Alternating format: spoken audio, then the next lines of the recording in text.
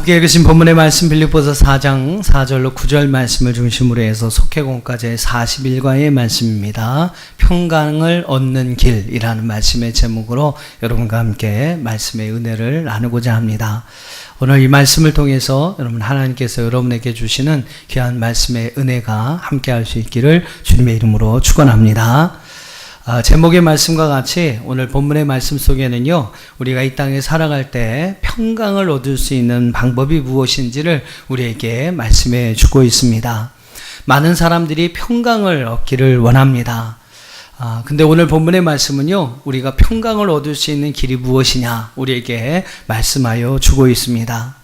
평강의 의미가 여러분 무엇입니까? 헬라어로 보면 에이레네라는 그러한 말로 기록되어 있고, 히브리 말로 이야기하면 여러분이 잘 아시는 샬롬이라는 말이 바로 평강, 평안이라는 말입니다.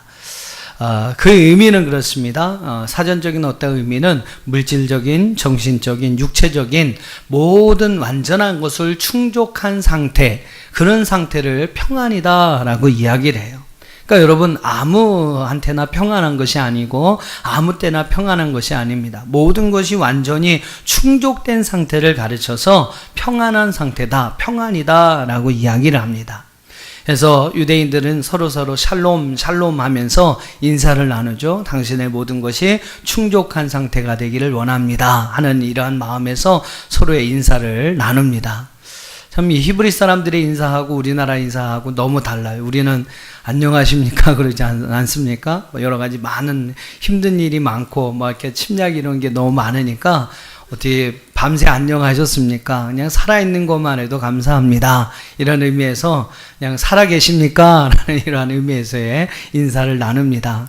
근데 이 유대인들은 조금 더 우리의 인사보다는 좀 업그레이드 된 인사이죠. 서로 평안하길 원합니다. 완전하고 충족한 그러한 상태 가운데 있기를 원합니다 하는 이러한 마음으로 샬롬이라는 인사를 나눴습니다.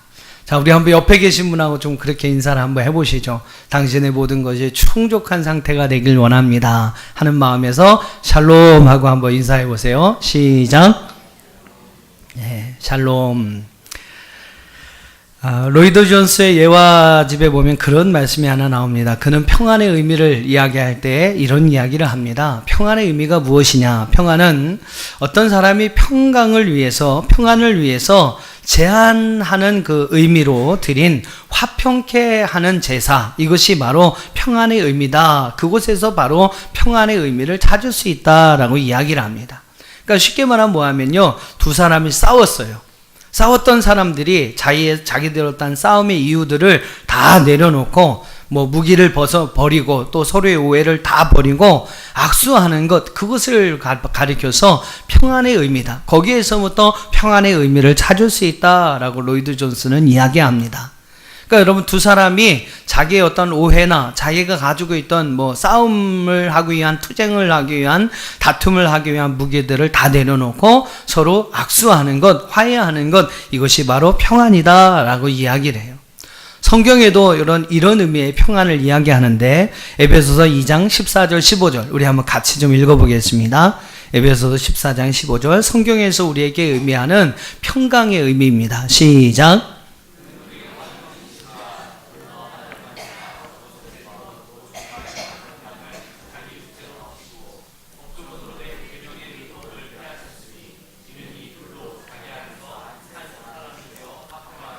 할렐루야. 예, 중간에 막힌 담이 무너져서 사라져버리고, 그리고 양편이 이제 갈라졌던 그 사이가 하나가 되는 것, 또 둘이 자기 안에서 하나의 세 사람이 되는 것, 이것이 바로 평강이라고 성경은 의미합니다. 여러분에게 평강의 은혜가 있기를 주님의 이름으로 축원합니다. 아멘. 예, 아멘 하신 분은요, 오늘 이제 집에 가셔서 그동안 싸웠던 분이 계시면 그분하고 화해하셔야 돼요. 그게 여러분 평강의 의미입니다. 나눠졌던 둘이 하나가 되는 것, 그것이 여러분 평강이에요. 그러니까 여러분 집에 가서 싸우셨던 분이 있으면 빨리 화해하시지 않으면 여러분에게 평강이란 없습니다. 부부간에 혹시 싸우셨으면 빨리 화해하세요. 예, 지금 옆에 계신 분 손님 한번 꽉 잡아주시면 하나 되는 겁니다. 화해하는 겁니다. 자, 아무튼 여러분 꼭 여러분에게 평강의 은혜가 있기를 축복합니다. 여러분이 바라는 그러한 평강은요, 바로 이런 하나됨을 통해서 우리에게 돌아온다는 사실을 우린 분명히 기억해야 될 것입니다. 자, 오늘 본문의 말씀으로 좀 돌아가서요, 7절 말씀하고 9절 말씀을 보시면요, 9절 말씀 하반절에 보시면 먼저 7절을 한번 보세요. 7절에 보니까 그리하면 모든 지각에 뛰어난 하나님의 평강이 그리스도 예수 안에서 너희 마음과 생각을 지키시리라. 아멘. 또 9절 말씀 하반절에 보면 그리하면 평강의 하나님이 너희와 함께 계시리라. 그리하면 이란 단어를 여러분 잘 보셔야 하는데 성경에 이런 표현들이 자주 쓰입니다. 뭐뭐 해라 그리하면 어떻게 될 것이다. 어떠한 행동을 지시하고 그렇게 함으로써 얻어지는 결론을 이야기할 때 이러한 표현을 성경은 씁니다. 바울은 오늘 본문의 말씀에서 이러한 표현을 사용하면서 하나님의 평강이 우리의 마음과 생각을 지키게 하는 길이 무엇이냐, 또 하나님의 평강의 하나님이 오늘 우리와 함께 계시는 방법에 대해서 오늘 우리에게 말씀하여 주고 있습니다. 저는 오늘 본문의 말씀을 중심으로 해서 크게 두 가지를 여러분에게 말씀을 드릴 텐데요. 하나는 하나님의 평강이 우리의 마음과 생각을 지키게 하는 방법이 무엇인지를 말씀드리기 원하고, 또 하나는 평강의 하나님이 우리와 함께 계시는 방법이 무엇인지를 말씀해 드리고자 합니다. 자, 한번 여러분 화면을 좀 보여드릴게요. 오늘 이 말씀을 여러분 이 장하고 요 다음의 표를 여러분 좀 잘 이해하셔야 돼요. 저는 이 두 가지를 말씀드릴 겁니다. 어떻게 하면 하나님의 평강이 우리의 마음과 생각을 지키게 할 수 있느냐. 4절로 7절의 말씀에서 사도 바울은요, 크게 세 가지를 우리에게 말씀하는데, 하나는 따라해 보세요. 주 안에서 기뻐하라. 모든 사람에게 관용을 베풀어라. 기도의 삶을 살아라. 예, 이런 삶을 살 때에 하나님의 평강이 우리의 마음과 생각을 지켜주신다라고 이야기를 합니다. 자, 그리고 그 다음 장을 한번 보시면요, 두 번째는 사도 바울은 8절과 9절의 말씀에서 어떻게 하면 평강의 하나님이 우리와 함께 계실 수 있느냐라는 것을 우리에게 말씀하고 있습니다. 어떻게 하면 평강의 하나님이 우리와 함께 계실 수 있느냐. 두 가지를 이야기하는데 한번 따라해 보시죠. 긍정적 사고, 바르게 행함. 바로 이 두 가지를 통해서 우리가 그러한 삶을 살 때 하나님의 평강이 오늘 우리와 함께 계신다. 평강의 하나님이 우리와 함께 계신다라고 성경은 우리에게 말씀하고 있어요. 자, 여러분 이 두 가지를, 여러분 지금 보여드렸던 두 가지를 머릿속에 잘 기억해 두시고 오늘 말씀을 한번 들어보시기를 바랍니다. 자, 그게 첫째로 우리는 어떻게 하면 하나님의 평강이 오늘 우리의 마음과 생각을 지키게 할 수 있느냐라는 거예요. 사도 바울은 세 가지를 말씀하고 있다고 그랬죠. 그 첫 번째가 무엇입니까? 4절의 말씀을 한번 읽어보시죠. 4절의 말씀 시작. 주 안에서 항상 기뻐하라. 내가 다시 말하노니 기뻐하라. 사도 바울은 오늘 우리가 우리의 하나님의 평강으로서 우리의 마음과 생각을 지킬 수 있는 첫 번째 방법을 주 안에서 기뻐하라라고 우리에게 말씀하고 있습니다. 인간 생활에서 여러분 가장 행복한 순간은요, 그 마음에 기쁨이 올 때라고 이야기를 합니다. 그러니까 우리 마음에 기쁨이 올 때에 사람은 행복감을 느낀다는 것이죠. 그래서 많은 사람들은 그 기쁨을 찾아 헤맵니다. 어떤 사람은 그 기쁨을 얻기 위해서 열심히 돈을 모아요. 물질을 모읍니다. 그래서 돈을 많이 벌면 참 기쁘고 그것이 또 행복해 보입니다. 또 어떤 사람은 육체의 어떤 즐거움을 위해서 주색을 즐깁니다. 또 어떤 사람은 명예와 권세를 얻기 위해서 기를 쓰고 수고를 하죠. 또 어떤 사람은 운동을 하기도 하고 문학이나 예술 활동을 즐기게 합니다. 여러분 그 이유가 무엇이냐면 다 마음의 기쁨을 얻기 위한 방법이라는 거예요. 자, 하지만 여러분 이런 것들을 한다고 해서 우리 마음이 영원한 기쁨을 얻을 수 있느냐라는 겁니다. 물질을 여러분 모아서 잠시 기쁨을 얻었습니다. 그런데 어떤 마음이 듭니까? 더 많은 물질을 갖고 싶은 욕심이 생겨나는 것이죠. 그러면 그 기쁨은 온데간데 없이 사라지는 거예요. 나도 그래도 많이 갖고 있었는데 옆집에 보니까 나보다 더 많은 것을 갖고 있는 거죠. 그럼 여러분 그 기쁨이 순식간에 사라지는 것입니다. 육체의 즐거움도 여러분 마찬가지예요. 그것을 얻기 위한 것은 잠시입니다. 그것으로 인해서 여러 가지 어려움들이 올 수 있다라는 거죠. 그 그 기쁨을 찾아서 육체의 기쁨을 찾아 여러 가지 행하다가 오는 낭패들이 많이 있다라는 겁니다. 명예와 권세도 마찬가지예요. 얻는 기쁨보다는 더 큰 것을 얻고자 하는 야망으로 우리의 삶이 변질되어 버립니다. 절대로 여러분 만족이라는 게 없죠. 더 큰 것을 향해, 더 많은 것을 향해 나아가는 욕망만이 우리 마음 가운데 생길 뿐입니다. 여러분, 이것이 바로 세상에서 얻는 기쁨의 한계예요. 세상의 것을 통해서 우리가 얻을 수 있는 기쁨의 한계라는 것입니다. 그 기쁨은 순간이고 세상에서 우리가 얻는 그 기쁨은요, 그 즐거움은 저등한 즐거움입니다. 영원한 기쁨이 되지 못해요. 서양에 이런 말이 있습니다. 하루를 기쁘게 살려면 이발을 해라. 한 주간을 기쁘게 살려면 새 자동차를 사라. 모르시는가 보네요. 한 달을 기쁘게 살려면 어떻게 하는지 아십니까? 한 달을 기쁘게 살려면 결혼을 해라. 1년을 기쁘게 살려면 새 집을 지어라. 이런 이야기가 있습니다. 그러니까 여러분, 세상에 어떠한 기쁨은 잠깐이라는 거예요. 이발하면 그냥 상쾌합니다. 하루는 상쾌한데 그 다음 날은 뭐 별거 아니에요. 그저 그렇습니다. 새 자동차를 막 사서 운전하고 다니면 한 주간 동안은 그 새로운 자동차를 타는 맛이 있습니다. 그래서 여러분, 한 주간이 즐겁다라는 것이죠. 근데 또 한 주간이 지나면 별게 아니라는 거예요. 좀 결혼이라는 게 좀 아이러니합니다만, 결혼을 하면 한 달 동안은 정말 꿀처럼 달콤합니다. 그래서 여러분, 밀월이라고 하는데, 그러나 여러분, 한 달이 지나면 안타깝게도 씁쓸합니다. 뭐 별거 아니구나, 이런 생각이 들어요. 뭐 새 집을 짓는 것도 마찬가지예요. 새 집을 지으면 살면 한 1년은 행복할 수 있다는 거죠. 기쁘다는 겁니다. 그러나 그 시간이 지나면 또 그 기쁨이 사라진다는 거예요. 세상에 여러분, 기쁨이란 것이 바로 그렇다는 것입니다. 그러나 여러분, 오늘 우리 주님이 주신 기쁨은 세상이 주는 기쁨과 같지 않습니다. 주님이 주시는 기쁨은 영원한 기쁨이요, 오늘 우리 속에서 끊이지 않게 솟아나는 생수와 같은 기쁨이요. 할렐루야. 생수의 강, 생명의 강을 이루는 기쁨인 줄로 믿습니다. 중요한 사실은 여러분, 그 기쁨은요, 주님이 없이는 누릴 수 없다라는 거예요. 사도 바울이 강조하는 사실이 그겁니다. 주님 안에서만 이 기쁨을 누릴 수 있다라는 거예요. 그래서 그는 기뻐하라 라고 말하는데 반드시 그 앞에 조건이 붙어요. 주 안에서 기뻐하라 라고 말씀하고 있습니다. 주님 안에서만 우리에게 이러한 영원한 기쁨이 있음을 믿으시길 바랍니다. 주 안에서 여러분 살아갈 때, 주님을 향한 믿음을 가지고 정말로 그분을 믿고 의지하는 삶을 살아갈 때, 나무에 붙어있는 가지와 같이 여러분 주님 안에 꼭 붙어서 우리의 모든 삶을 살 때 우리에게 열매와 결실이 있는 것이고, 오늘 말씀과 같이 하나님의 평강이 우리의 마음과 생각을 지켜주시는 줄 믿습니다. 여러분 꼭 기억하세요. 세상 속에서 세상에 주는 그 즐거움은 진정한 우리의 기쁨이 아닙니다. 바로 주님 안에서 주님이 주시는 기쁨이 진정한 기쁨임을 기억하면서 주 안에서 오늘 그 기쁨을 누리시기를, 그리고 더 나아가서 그 기쁨을 통해서 우리의 하나님의 평강이 오늘 우리의 마음과 생각을 지켜주시는 이러한 은혜를 경험하는 저와 여러분 될 수 있기를 주님의 이름으로 축원합니다. 두 번째는 뭐라고 그랬습니까? 두 번째 사도 바울은 뭐라고 이야기해요? 5절 말씀에 보면 모든 사람에게 관용을 베풀어라 라고 말씀하고 있어요.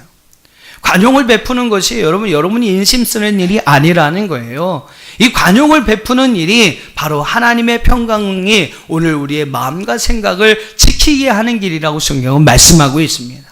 자, 5절의 말씀을 한번 읽어보겠습니다. 5절 말씀 시작.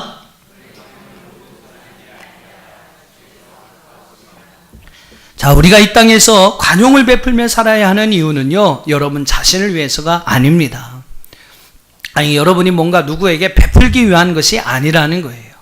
바로 여러분 자신을 위한 것, 하나님의 평강이 여러분의 마음과 생각을 지키게 하기 위해서 우리는 관용을 베푸는 삶을 살아야 한다라는 것입니다. 또 중요한 것은 여러분, 사도 바울은 5절의 말씀 하반절에 보면 또 한 가지 이유를 이야기하는데요. 뭐라고 이야기하냐면 주께서 가까우시느니라 라고 말씀하고 있습니다. 여러분, 사도 바울이 주의 강림을 얼만큼 사모했는지, 주님의 재림의 때를 얼만큼 사모했는지는 우리 지난주의 말씀을 통해서 여러분과 함께 나누었어요. 생각이 나시죠? 다 고개를 떨구시는 이유를 알 수 없습니다만, 지난 시간에 분명히 말씀드렸어요. 사도 바울의 인생의 목표는 무엇이었다? 천국이었다. 하나님의 나라였다. 그에게 있어서 부르심의 상은 무엇이었습니까? 하나님의 나라, 주님의 재림과 함께 그분의 강림과 함께 그 오게 될 하나님의 나라, 그때 여러분 부활의 영광의 몸을 입고 하나님 나라에 올라가는 것, 들어가는 것, 그것이 여러분 바울의 마지막 그 인생의 표대였고 그것이 바울의 마지막 부름의 상이었어요. 그만큼 여러분 주님의 강림의 때를 사모했던 것이 바로 여러분 이 사도 바울이었습니다. 근데 여러분 그 주님의 강림의 때를 준비하는 가장 좋은 방법이 뭐냐면 모든 사람에게 관용을 베풀어야 한다라는 거예요. 마지막 그때에 주님이 이 땅에 오셔서 우리를 심판하실 터인데 관용을 베푼 자에게 하나님은 은혜를 주신다는 것이죠. 그래서 주의 때가 가까이 오고 있으니까 너희는 모든 사람에게 관용을 베풀어라 라고 사도 바울은 특별히 5절 하반절에서 강조하고 있는 것입니다. 자, 아무튼 이렇게 여러분 바울은 주의 강림에 대한 분명한 믿음이 있었고 그 날에 어떤 인생의 모든 것이 판가름 날 것을 생각했습니다. 그래서 그날에 있을 하나님의 심판 앞에 부끄럽지 않은 심판을 받기 위해서라도 그는 모든 사람에게 관용을 베푸는 삶을 살아야 한다고 말씀하고 있는 거예요.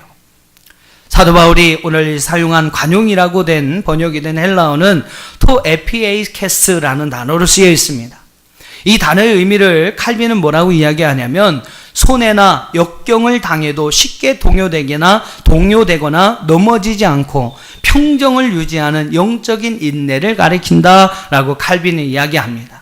또 신학자였던 켄트는요, 이 말에 대해서 이 관용의 의미를 어떻게 해석하냐면 당연한 권리를 포기하고 다른 사람을 향해 너그럽게 대하는 태도를 의미한다라고 이야기를 했어요. 그러니까 무슨 의미냐면 이 관용이란 마음은 당연한 권리를 포기해서라도 또 손해를 당해서라도 내게 그것이 오히려 나에게 역경이 된다 할지라도 우리가 그것을 다른 사람에게 베풀어야 한다는 거예요. 내가 손해를 당해도 역경을 당해도 나의 권리를 포기하는 일이 있어도 베풀어야 하는 것이 바로 여러분 관용이다라고 이야기를 합니다.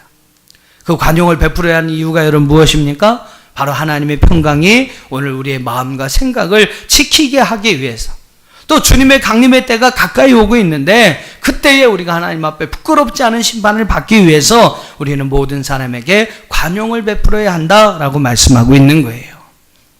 사랑하는 여러분 어떻습니까?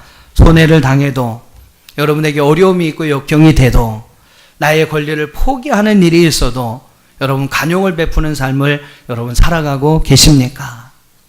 주의 재림을 믿는 사람이라면 또한 하나님의 평강이, 하나님이 주시는 평강이 여러분의 마음과 또한 생각을 지키시길 원하신다면 오늘 우리는 사도 바울의 권면을 따라서 관용을 베푸는 자가 되어야 할 줄로 믿습니다. 자, 세 번째로 사도 바울은 뭐라고 이야기합니까? 바로 기도의 삶을 살아라. 한번 따라해 보시죠. 기도의 삶을 살아라. 네, 기도하는 삶을 살 때, 기도의 삶을 살 때 평강의 하나님이 우리의 마음과 생각을 지켜주신다는 겁니다. 자, 6절의 말씀을 한번 읽어보겠습니다. 6절 시작.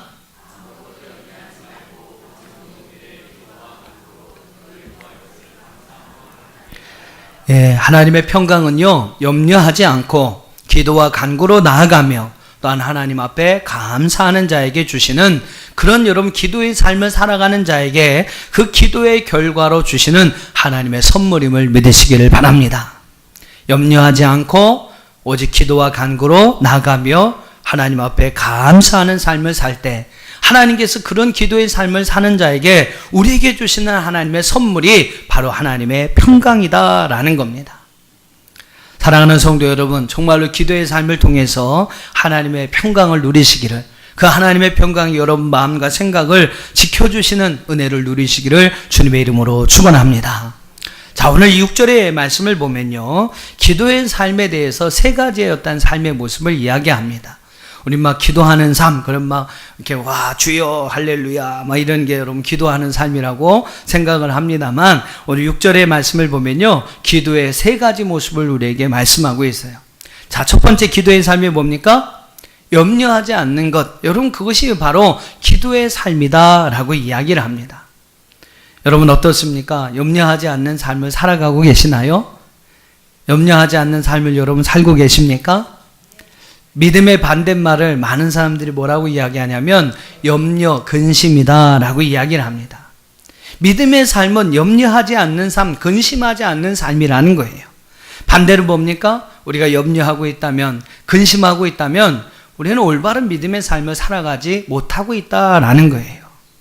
그러니까 여러분, 믿음의 삶을 살아가길 원한다면 여러분의 삶에 염려와 근심, 걱정이 없느냐, 내가 염려하고 근심하고 걱정하는 삶을 살아가고 있느냐, 그것을 여러분 한번 체크해 봐야 한다라는 거예요. 어떻습니까? 여러분, 믿음의 삶을 사는 것 같습니까? 아니면 염려하는 삶을 살아가고 있는 것 같습니까? 성경 공부를 이렇게 하면서 꼭 이 숙제를 한 번씩 냅니다. 성경 공부하는 그 기수마다 제가 한 번씩 이 숙제를 내요. 무슨 숙제냐면 일주일 동안 한번 의식적으로 나도 염려하지 않아 봅시다. 염려하지 말아 봅시다. 염려하지 않는 삶을 한번 살아봅시다. 일주일만이라도 그런 삶을 살아봅시다 하는 숙제를 내드려요. 염려하지 않는 삶을 살아보자. 근데 그 숙제를 이렇게 해드리면 이제 많은 분들이 숙제를 하고 느낀 점을 이야기할 때, 아유, 목사님 참 염려하는 것이 쉽지 않네요. 염려하지 않는 것이 쉽지 않네요. 아유, 우리가 믿음으로 산다고 하면서, 내가 믿음으로 산다고 하면서 너무 많은 부분에서 염려를 하고 있었네요.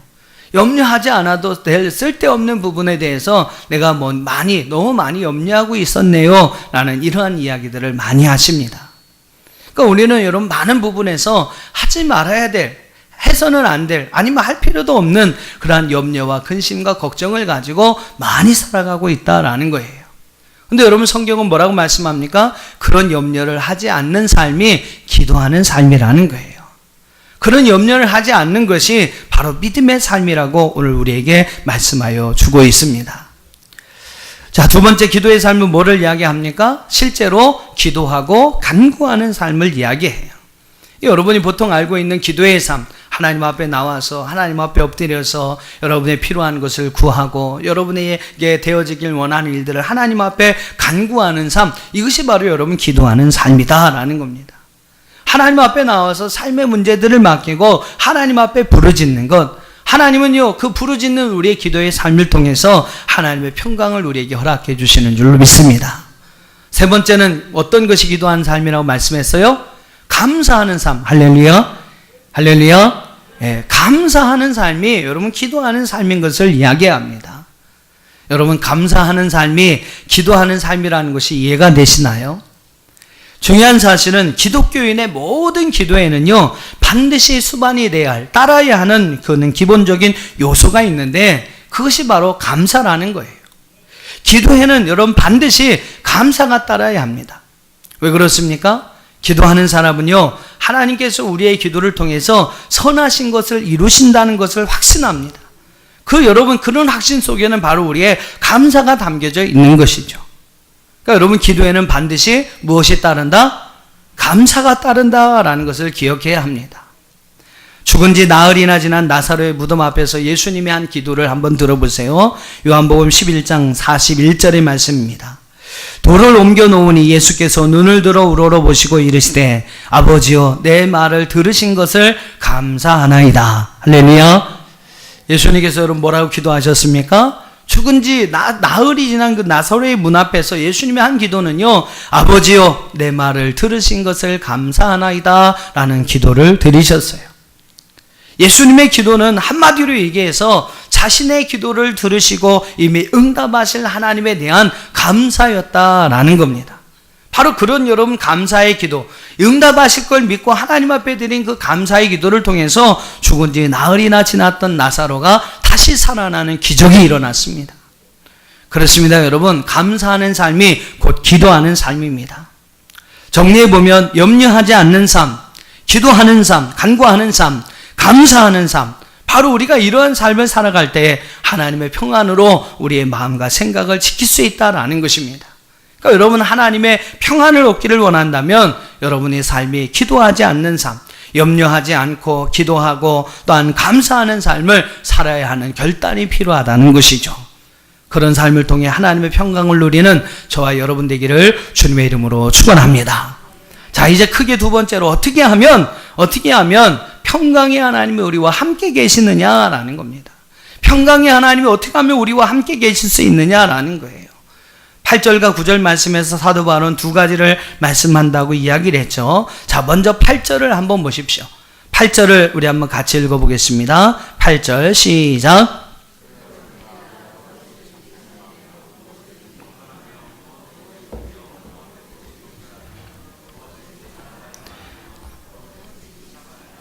무슨 덕이 있든지 무슨 기림이 있든지 이것들을 생각하라. 자, 뭐 이런저런 이야기들이 많이 있는데요. 저는 한마디로 긍정적인 좋은 생각을 갖는 것이라고 정리해 볼 수가 있을 것입니다. 즉 우리는 긍정적인 생각을 할 때에, 좋은 생각을 할 때에 평강의 하나님이 우리와 함께 계신다는 사실입니다. 8절에 여러분 맨 마지막에 보면 이것들을 생각하라 라고 우리에게 말씀하고 있어요. 생각하다라는 그 헬라어는 로기제스테라는 단어로 쓰여 있습니다. 이것은 깊이 음미하다, 고려하다, 숙고하다라는 의미를 가지고 있어요. 이것이 의미하는 바는 우리의 생각이요. 이것이 말씀하고 있는 이 단어가 우리에게 말씀하고 있는 중요한 의미는 무엇이냐면 우리의 생각이 구체적인 행동을 만들어낸다라는 겁니다. 그러니까 어떤 것에 대해서 여러분 깊이 아주 그냥 음미하면서 그것을 숙고하면서 생각하면 그것이 우리의 삶 속에 행동으로 나타난다라는 거예요. 그러니까 우리의 생각이, 한번 따라해보세요. 우리의 생각이 우리의 행동을 만듭니다. 예, 무엇인가를 여러분 깊이 생각하면 그것이 결국 우리의 행동으로 나타난다라는 겁니다. 그러니까 바울이 여러분 여기서 말하는 생각하다라는 그 단어는요, 깊이 생각하고 깊이 고려해서 그것이 이제 우리의 삶 속에 나타나게 하라라는 의미를 가지고 있어요. 바울이 여러분 무엇을 깊이 생각하라고 우리에게 말씀하고 있습니까? 쭉 나오죠. 쭉 8가지가 나오는데, 첫째는 참되며 무엇이든지 참된 것을 생각하라. 헬라어로는 알데데라고 쓰여 있는데 참되고 진실될 것을 생각하라.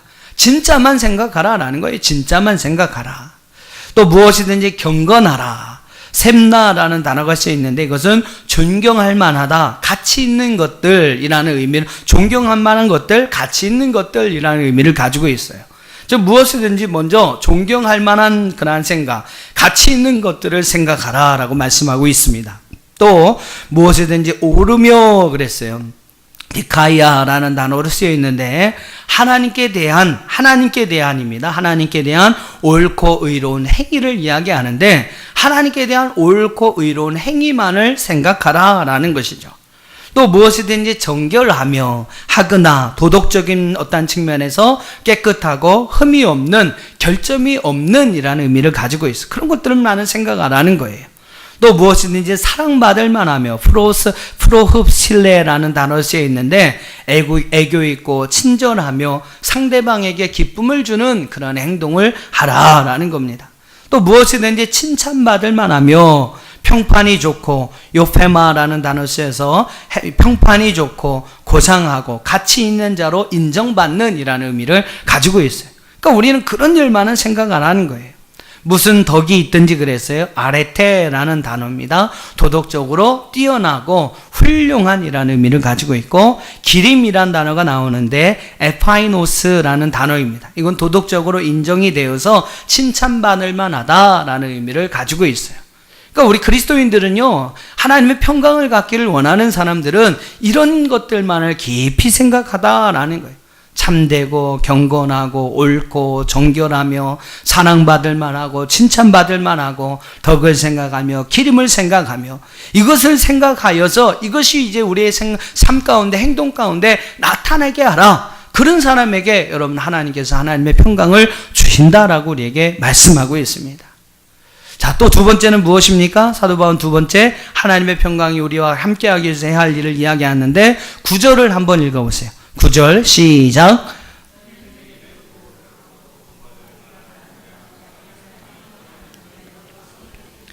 자, 여기에 보면요, 그리하면 앞에 보면 행하라 라고 우리에게 말씀하고 있어요. 무엇을 행하라 라고 말씀하고 있습니까? 9절의 말씀 보면 배우고 받고 듣고 본 바를 행하라 라고 우리에게 말씀하고 있습니다. 여러분, 이 4개의 동사가 등장을 하는데 이 4개의 동사는 두 그룹으로 구분해질 수 있습니다. 배우고 듣고 배우고 듣고 에마데테라는 단어로 팔레아라베네라는 단어로 쓰여 있는데, 이 말은 뭐냐면 빌립보 교회 교인들이 바울로부터 받은 교훈을 이야기해요. 즉 바울이 여러분 전한 말이 있을 거 아닙니까? 말로 전한 교훈이 있을 거 아니겠습니까? 그런 것들을 의미한다는 거예요. 그렇게 해서 배우고 받은 것들을 지켜야 한다, 행해야 한다라고 말씀하고 있고, 또 두 가지가 나오는데 듣고 본이라는 단어가 나옵니다. 에쿠사테, 에이데테라는 단어가 또 나오는데, 에이데테라는 단어가 나오는데, 이 말은 무슨 말이냐면 빌립보 교인들이 바울의 행동으로 관찰한 것이라는 의미를 가지고 있어요. 즉 바울이 그의 어떤 모습을 통해서 보여준 것을 이야기합니다. 이해가 되십니까? 잘 모르시겠어요? 4개의 동사가 나오는데 이 4개의 동사를 2개씩 묶을 수 있어요. 배우고 받고는 무슨 의미입니까? 바울의 교훈, 그가 입술을 통해서 나온 말이 있어요. 그 말에 대한 교훈, 그들이 말에 대한 교훈을 받았다라는 겁니다. 그렇게 해서 배우고 받은 교훈이 있다라는 거예요. 또 듣고 본이라는 의미는 어떤 의미를 가지고 있냐면요, 바울이 여러분 말뿐만 아니라 그의 어떤 모습, 행동이 있지 않습니까? 근데 빌립보 교인들이 그의 행동, 모습을 본 거예요. 그래서 바울이 그 모습을 통해서 그들에게 보여준 것, 이것이 여러분 듣고 본이라는 그러한 동사의 의미 속에 포함이 되어 있다라는 겁니다. 여러분 이 말의 중요한 것을 우리가 발견하는데요, 사람은 배울 때에 크게 2가지로 배운다는 겁니다. 하나는 그 사람의 말의 가르침을 배운다는 거예요. 그의 입에서 나오는 말의 어떠한 교훈을 사람이 배우게 됩니다. 또 하나의 여러분 중요한 교훈이 뭔지 아세요? 그것은 말뿐만 아니라 그 사람의 모습을 통해서도 배운다라는 거예요. 말은 아무리 잘해도, 말은 아무리 좋아도 그 사람의 여러분 모습 속에서 그런 좋은 가르침이 나오지 않는다면요, 그 사람에게서 절대 좋은 것을 배울 수 없다라는 겁니다. 교회에서도 여러분 목사님의 가르침이 그렇고요, 학교에서도 교사의 가르침이 그렇고, 가정에서 여러분 부모의 가르침이 마찬가지입니다. 말로만 가르치는 것이 아니에요. 여러분을 통해서 보여지는 그 모습으로 우리 여러분 자녀들이 배우고 학생들이 배우고 성도들이 배운다라는 겁니다. 그리스도인들을 비난하면서 세상 사람들이 뭐라고 이야기합니까? 저들은 입만 천국 갈 것이다 라고 비난을 해요. 말은 그럴싸하고 말은 그냥 들을 만한데 보여주는 그들의 삶의 모습은 절대로 그러지 못하다라는 겁니다. 그래서 그들은 입만 천국에 가겠다라고 이야기를 합니다. 여러분 우리는 꼭 기억해야 합니다. 사람은요 말을 통해서도 배우지만 그 가르치는 사람의 모습을 통해서도 배운다는 거예요. 그 모습을 통해서도 여러분 보고 배운다는 것입니다. 저도 기억해야 하고 여러분도 기억해야 합니다. 가정에서요 여러분 자녀들이 여러분이 하는 말만 배우는 게 아니에요. 여러분이 하는 모든 모습을 보면서 여러분 자녀들이 배운다는 것을 알아야 합니다. 여러분이 지금 사회적인 어떤 위치에 있든지 그 위치에서 그 자리에서 여러분 말만 배우는 게 아니라 여러분의 모습으로 사람들이 여러분을 보고 배우고 있다는 것을 우리는 분명히 기억해야 합니다. 우리는요 좋은 말뿐만 아니라 좋은 모습으로도 좋은 가르침을 줄 수 있어야 한다라는 거예요. 사도 바울은 여러분 그런 사람이었다는 겁니다. 사도 바울은 바로 그런 사람이었고, 그래서 여러분 사도 바울은요 오늘 본문의 말씀 9절의 말씀에서도 내게 배우고 받고 듣고 본 바를 너희가 행하라 라고 자신 있게 이야기할 수가 있었던 것입니다. 오늘 우리의 입에서 이런 이야기가 나올 수 있으면 얼마나 감사합니까? 부모가 자녀에게 너는 내게 배우고 받고 듣고 본 바를 그대로 행하라. 목사가 여러분 성도들 향해서 여러분 내게 배우고 받고 듣고 본 바를 행하십시오 자신 있게 이야기할 수 있다면 얼마나 행복한 일이겠습니까? 여러분의 삶도 마찬가지. 여러분이 있는 자리에서 여러분 사도 바울과 같이 여러분은 내게 배우고 받고 듣고 본 바를 그대로 행하십시오 이렇게 말할 수 있는 사람이 되어야 하나님의 평강이 오늘 우리와 함께 하신다고 성경은 말씀하고 있습니다. 사도 바울은 바로 그러한 교훈을 우리에게 주고 있는 거예요. 다시 한번 아까 보여드렸던 우리 그 표를 좀 보여드리면서 말씀을 정리하고자 합니다. 하나님 우리에게 평강 주시길 원하십니다. 어떻게 하나님이 주신 평강을 우리가 누릴 수 있습니까? 바울은 하나님의 평강이 우리 마음과 생각을 지키는 3가지 방법과 평강이 하나님이 우리와 함께 계시는 2가지 방법에 대해서 말씀하고 있어요. 모르시는 말씀입니까? 다 알죠. 여러분 말씀만 읽어봐도 이거 뭐 제가 굳이 설교 안 해도요. 여러분 말씀만 다 읽어봐도 아실 수 있는 내용이에요. 그리하면 앞에 여러분 내용을 보시면요. 제가 말씀드리려 하고 한 내용이 무엇인지 딱 여러분도 정리가 됩니다. 이건 뭐 제가 저만 정리하시는 게 아니에요. 여러분들 성경만 보면 다 정리할 수 있는 내용입니다. 근데 우리가 안 지키잖아요. 머릿속에 안 남고. 여러분 이 말씀을 생각하지 못하고 살아가니까 오늘 우리 이 말씀이 지켜지지 않는 겁니다. 하나님의 평강이 우리의 마음과 생각을 지키게 하는 세 가지 방법이 무엇입니까? 따라해 보세요. 주 안에서 기뻐하라. 모든 사람에게 관용을 베풀어라. 기도의 삶을 살아라.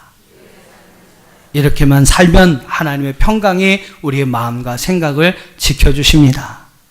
또 하나님의 평강이 우리와 함께 할 수 있는 두 가지 방법이 있죠. 긍정적인 것을 생각하라. 좋은 것을 생각하라.